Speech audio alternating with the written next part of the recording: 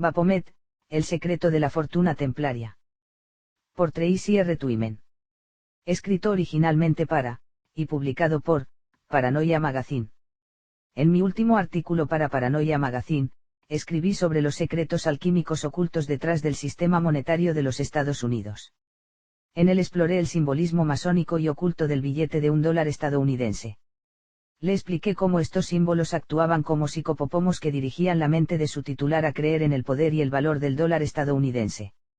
Argumenté que, debido a la naturaleza de nuestro fiat, papel, moneda, y la práctica de los préstamos de reserva fraccionaria en la que se basa nuestro sistema bancario, es la fe del público estadounidense, y solo esa fe, lo que le da al dólar su valor.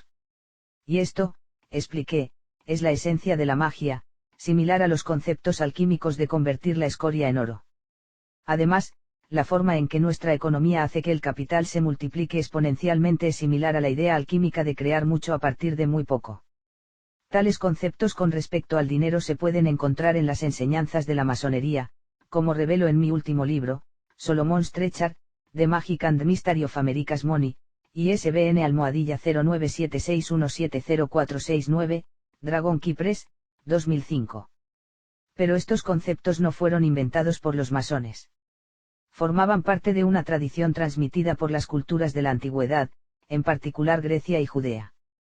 De hecho, como explico en mi libro, la sabiduría secreta de cómo crear y multiplicar la riqueza era conocida por Salomón, y puede haber estado en el corazón de su legendario tesoro, supuestamente descubierto debajo del monte del templo por los predecesores históricos de la masonería, los caballeros templarios.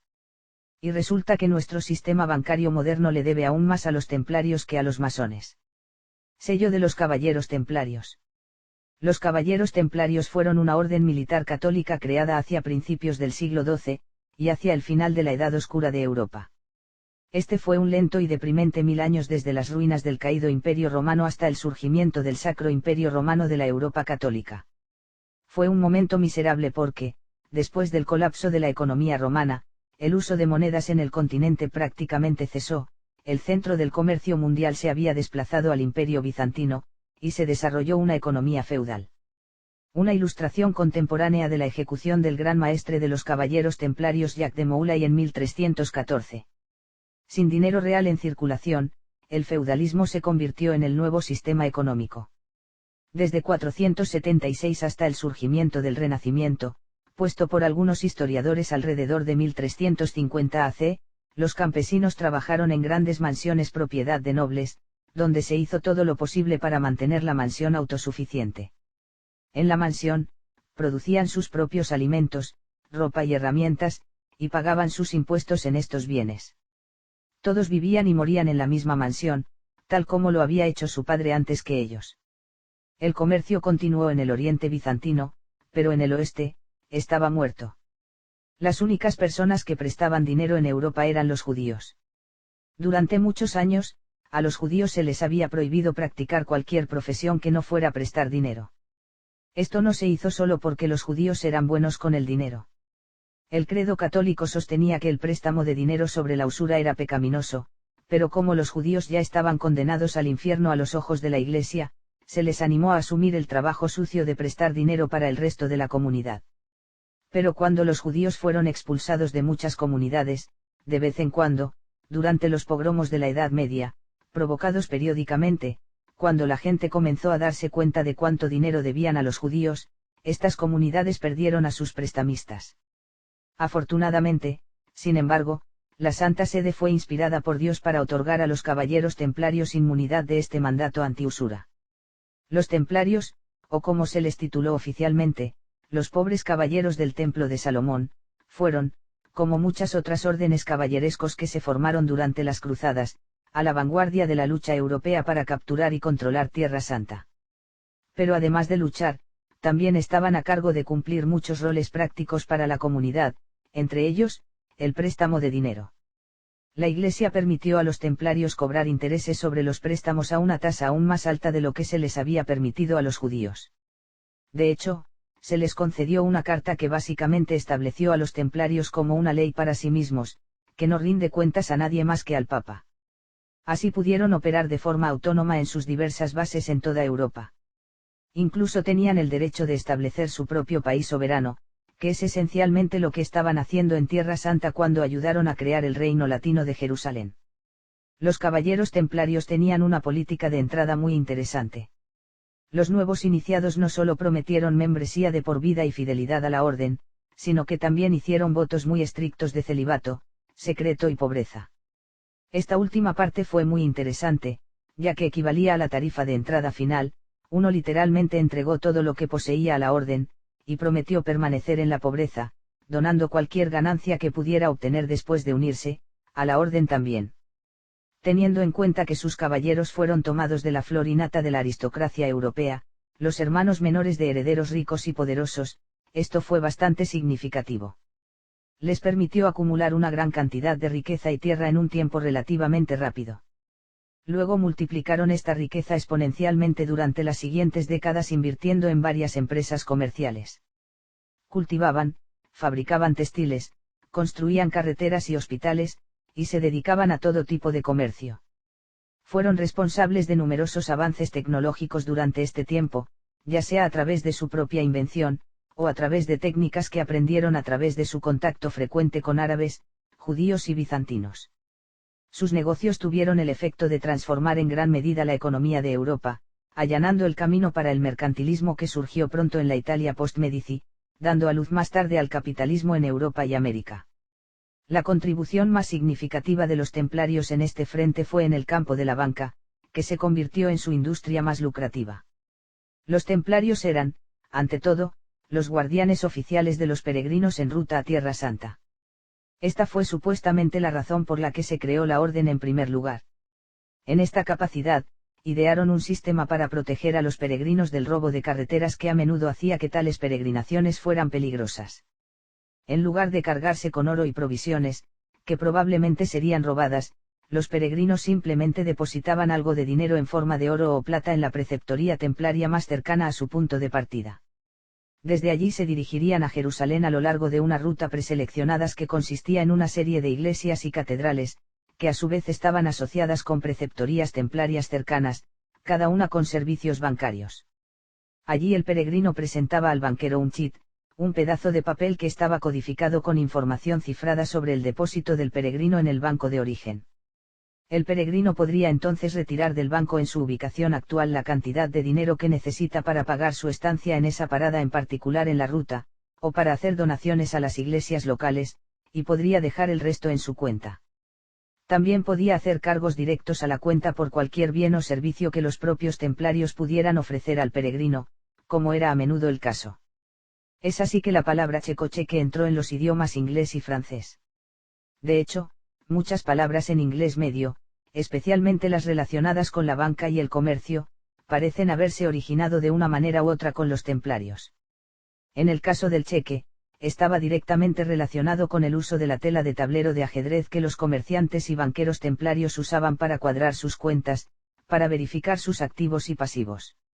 Los templarios habían recogido originalmente el uso del patrón de cheque de su contacto con Oriente, de donde también aprendieron a jugar al ajedrez, y algunos autores teorizan que fueron los templarios quienes originalmente combinaron el tablero de ajedrez, que al principio no estaba a cuadros, con el patrón de tablero de ajedrez, mejorando el profundo simbolismo que el juego de ajedrez ya poseía. El uso del tablero de cheques como ábaco se generalizó a medida que avanzaba el mercantilismo, y por lo tanto el término erario llegó a significar un tesoro, como de un estado o nación. El término cheque puede estar relacionado con jetón, que es el nombre de las monedas redondas que a menudo se usaban como fichas de conteo en los tableros de hacienda, que representan varias denominaciones de dinero. Fueron introducidos por los templarios en Francia a mediados del siglo XIII. Una ilustración del Exchequer de Irlanda en el trabajo muestra el uso de un tablero de ajedrez como ábaco en los siglos XIII y XIV. A medida que los templarios expandieron su imperio bancario, y a medida que llegaron a controlar muchas otras industrias básicas en toda Europa, rápidamente se convirtieron en la influencia económica más dominante del continente. Nunca antes una sola institución había usado dinero solo para acumular tanto poder mundano. Este poder amenazaba no solo a los monarcas de Europa, la mayoría de los cuales ahora estaban financieramente endeudados con los templarios, sino incluso al Papa Clemente V, que ya no podía mantener a los templarios bajo la esclavitud de su anillo de señas. Pronto los templarios se convertirían en una fuerza que nadie podía detener, y parecían tener lealtad a nadie más tampoco, al menos sin poder terrenal. Sus enemigos plantearon la hipótesis de que para que los templarios se hubieran vuelto tan ricos y poderosos en tan poco tiempo, tendrían que haber hecho un pacto con el diablo. Con un poco de investigación, se descubrió que en realidad lo habían hecho. Cuando los templarios fueron arrestados en masa el viernes 13 de octubre de 1307, por cargos de adoración de ídolos y herejía, se encontraron a lo largo de sus preceptorías varios cráneos humanos y representaciones de cráneos humanos o cabezas cortadas, a las que parecía haberles otorgado cierta importancia ceremonial. El símbolo del cráneo y las tibias cruzadas, aparentemente inventado por los caballeros templarios, se usó en todas partes a lo largo de sus posesiones. Las tallas que representan una criatura grotesca con cabeza de cabra, con un cuerpo semihumano a la vez tanto masculino como femenino, también se encontraron en las cámaras rituales de los templarios. En confesiones dolorosamente extraídas, muchos caballeros admitieron que los cráneos, las cabezas y la criatura híbrida representaban a su dios secreto, Baphomet, a quien adoraban porque hizo que la tierra germinase, y también los hizo ricos. Representación de Elipas Levi de Baphomet. Los ocultistas modernos, para quienes Baphomet es ahora un símbolo potente, ven en este ídolo un representante del principio universal, el azoto, quinto elemento que para los alquimistas es la clave para convertir el plomo en oro. Esto es probablemente lo que significó para los templarios también. Pero para sus interrogadores, los caballeros torturados confesaban la adoración del diablo, y fueron castigados en consecuencia.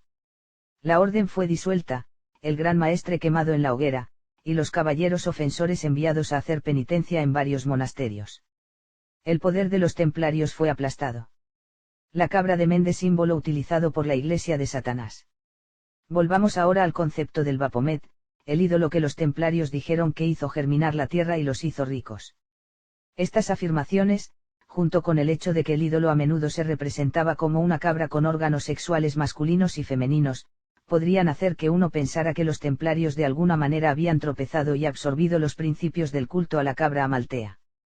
Esta es la criatura que supuestamente cuidó a Zeus mientras era un bebé en el exilio en la isla de Creta, escondiéndose de su padre Crounas, quien deseaba matarlo. Teniendo pocas gracias por los favores de Amaltea, Zeus la hizo masacrar tan pronto como creció por completo, y formó de su piel un escudo impenetrable llamado égida. La palabra egis o aegis significa literalmente piel de cabra. A partir de uno de sus cuernos, creó la cornucopia o cuerno de la abundancia, un objeto mágico que contenía un suministro inagotable de frutas y flores. Así que Amaltea fue venerada por algunos cultos de la misma manera que la deidad de la vegetación conocida como el hombre verde lo fue en la cultura celta, como un representante de la naturaleza, de la fecundidad, la plenesidad y, por lo tanto, por extensión, la riqueza. Del mismo modo, Baphomet fue tan literalmente asociado con el dinero por los templarios que mantuvieron pequeñas estatuillas de él en sus arcas de dinero. Pero se dice que los Baphomet hicieron más por los templarios además de hacerlos ricos. También se dice que los hizo sabios. De hecho, se ha demostrado que el nombre de Baphomet significa literalmente sabiduría en arameo, si se ejecuta a través del antiguo cifrado Atbas que a menudo era utilizado por los templarios. El resultado es Sofía, que era el nombre utilizado para la diosa de la sabiduría, que a menudo era venerada en los cultos gnósticos en los tiempos del Nuevo Testamento. Se creía en estos cultos que uno podía unirse espiritualmente con Sofía realizando ciertos ritos y meditaciones, y así uno podía obtener gnosis, o conocimiento divino. El gnosticismo fue ampliamente practicado en el Imperio Romano durante el tiempo de Cristo. Un hombre que se cree que fue gnóstico fue Juan el Bautista, el profeta del Nuevo Testamento que anunció la venida de Cristo. Juan fue, después de su muerte, venerado por una serie de cultos gnósticos. Incluso había, en la época medieval, numerosas sectas cristianas clandestinas llamadas joanitas, que creían que Juan era el verdadero Mesías. Los cultos joanitas incluso existen hoy en día en forma de sectas gnósticas semi-islámicas que se encuentran en Irak.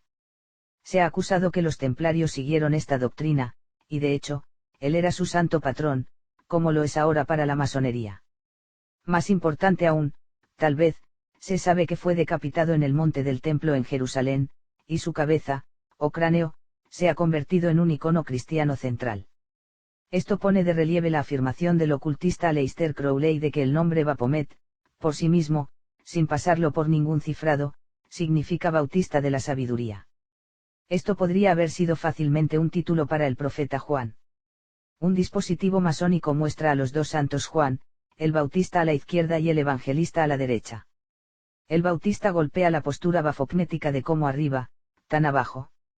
Entonces, ¿puede la cabeza de Juan ser el cráneo que se dice que los templarios no solo adoraron, sino que hablaron?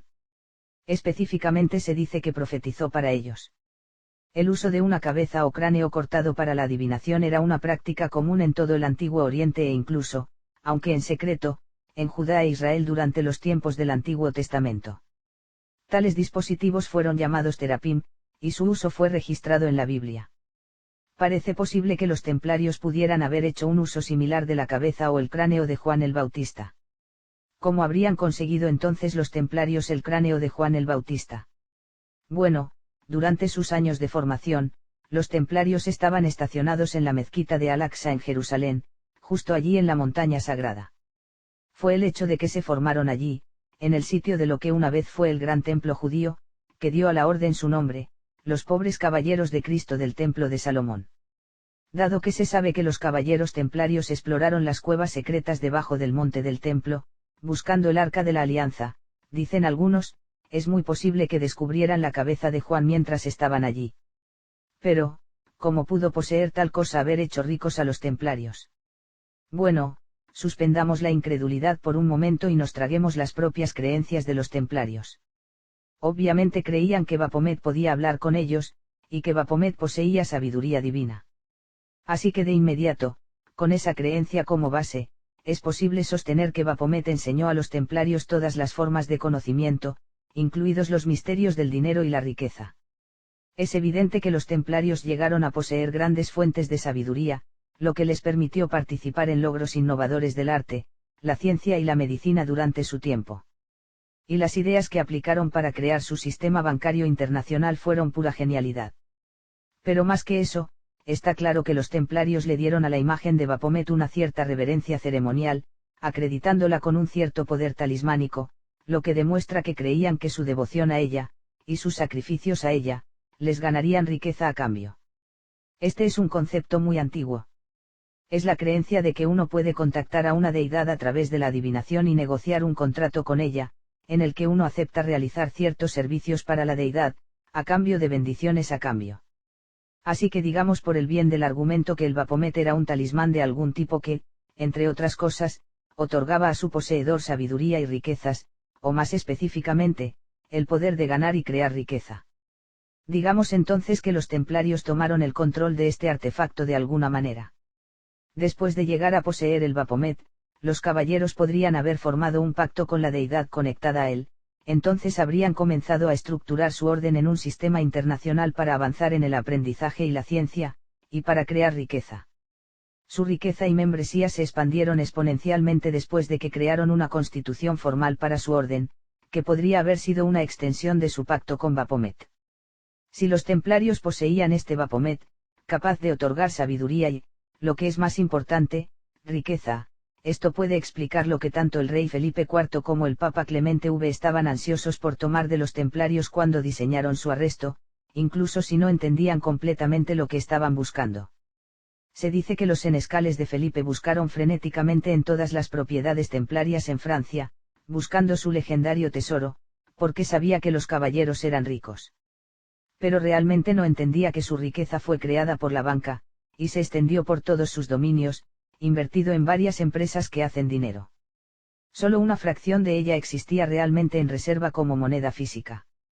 Entonces, ¿qué tipo de sabiduría económica podrían haber adivinado los templarios con el uso de su macabro oráculo? Como expliqué en el Tesoro de Salomón, los principios de la banca moderna, que fueron creados por los templarios, se basan en la idea de que el dinero deriva su valor de la fe. Cuanto más puedas convencer a los demás del poder de tu dinero, más poder tendrá en realidad. Esta fe, que da al dinero su valor, es equivalente al azoto principio universal, la fuerza espiritual pura que, en alquimia, hace posible la transmutación del plomo en oro. Y este azote es, como he explicado, el mismo concepto que los ocultistas modernos ahora conocen con el Baphomet.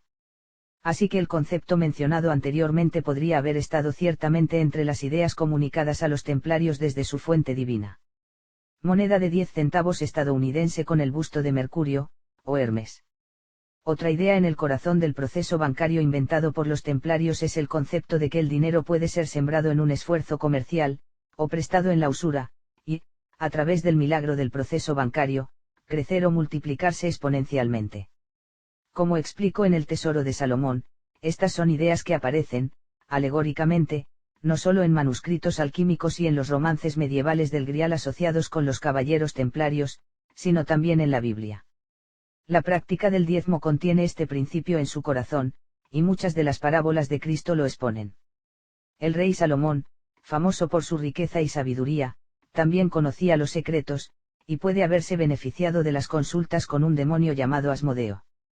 Según las leyendas extrabíblicas, Asmodeo fue conjurado por Salomón a través de la magia, y reclutado para hacerse cargo de la construcción del famoso templo de Salomón a Dios.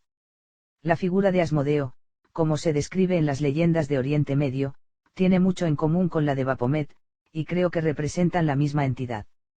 No veo ninguna razón por la que el demonio que los templarios pudieron haber descubierto debajo de las ruinas del templo de Jerusalén no podría haber sido el mismo demonio que construyó el templo original que una vez estuvo allí. Después de todo, fue el templo de Salomón el que dio nombre a la orden templaria. Además, al cavar en Jerusalén, los templarios pueden incluso haber encontrado ejemplos de una antigua moneda de Tiro que es probable que haya estado entre el tesoro de Salomón. La moneda lleva la imagen de una serpiente envuelta alrededor de un árbol. Este símbolo no solo denota el árbol del conocimiento en el jardín del Edén, sino que también podría equipararse con la varita mágica entrelazada por serpientes de Hermes, el caduceo, que es un símbolo del proceso alquímico de transmutación. Se asemeja aún más a otro símbolo bien conocido de la riqueza, el signo del dólar. Podría ser una coincidencia, o podría ser evidencia de la continuación de una tradición, desde la antigua Tiro, hasta el rey Salomón, los caballeros templarios y, finalmente, los masones que fueron responsables de la creación del dólar estadounidense. Esta forma del caduceo es utilizada por la profesión médica. Una forma común del caduceo, una serpiente en una cruz tau, podría ser el origen del signo del dólar, según David Ovason. Ovason también señala que el signo alquímico del mercurio es muy similar al signo del dólar. Moneda antigua de Tiro con los pilares de Hércules y la serpiente en el árbol del conocimiento, otro posible origen para el signo del dólar. Otra evidencia que vincula el dólar estadounidense con la sabiduría templaria de la riqueza que derivaron del Baphomet tiene que ver con el número 13. Los templarios parecen haber asociado a su ídolo con este número, y se cree que es por eso que el rey Felipe decidió arrestarlos el viernes, 13 de octubre, como un gesto de desafío. La fecha a partir de entonces se convirtió en un día maldito. Mucho después de la desaparición de los templarios, los piratas, muchos de ellos masones, navegaron en barcos con el estandarte del Yaal y Roger. Presentaba el cráneo y las tibias cruzadas, un símbolo utilizado por los templarios para representar a Baphomet, debajo del cual estaba escrito el número 13. El Yaal y Roger. En mi artículo anterior para Paranoia Magazine, enumeré los muchos ejemplos del uso gratuito y deliberado de este número en el billete de dólar. La mayoría de estos deberían ser lo suficientemente familiares para cualquier teórico de la conspiración de Sillón.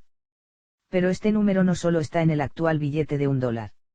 Se puede encontrar en el billete de $40 temprano, en el primer billete de $50 y en los primeros centavos emitidos por los Estados Unidos. 13 también se pueden encontrar en toda la estructura misma del sistema monetario de los Estados Unidos. Por ejemplo, considere el hecho de que hay exactamente 6 tipos de monedas y 7 denominaciones de papel moneda, actualmente en circulación en los Estados Unidos, que suman un total de 13. Luego está el hecho de que el Departamento del Tesoro fue creado en 1789, exactamente 13 años después del nacimiento de los Estados Unidos en 1776. El gobierno incluso hizo un punto de poner la fecha de 1789 en el sello del Departamento del Tesoro en 1966, casi 190 años después del hecho. El sello del Tesoro, por cierto, contiene 13 estrellas en su chevrón. Moneda de cobre de Vermont, 1785, con el ojo todo vistoso, 13 estrellas y 26 rayos. Billete colonial temprano por 2/3 de $1, con 13 anillos entrelazados y los nombres de las 13 colonias, con el lema Somos Uno. La Reserva Federal también ha adoptado el uso conspicuo del número. La Fed fue creada en 1913. Consiste en una junta de gobernadores que supervisa 12 distritos de la Reserva Federal, y un banco central que controla 12 bancos de distrito, que a su vez controlan todos los bancos miembros.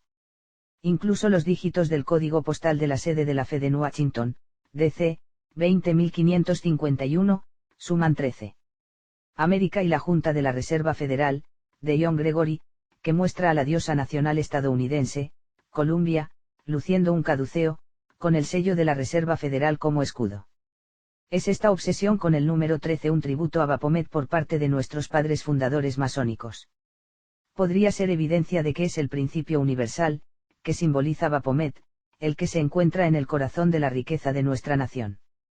Tal vez esto es parte de la razón por la cual Estados Unidos se ha convertido en una superfuerza económica tan rápidamente.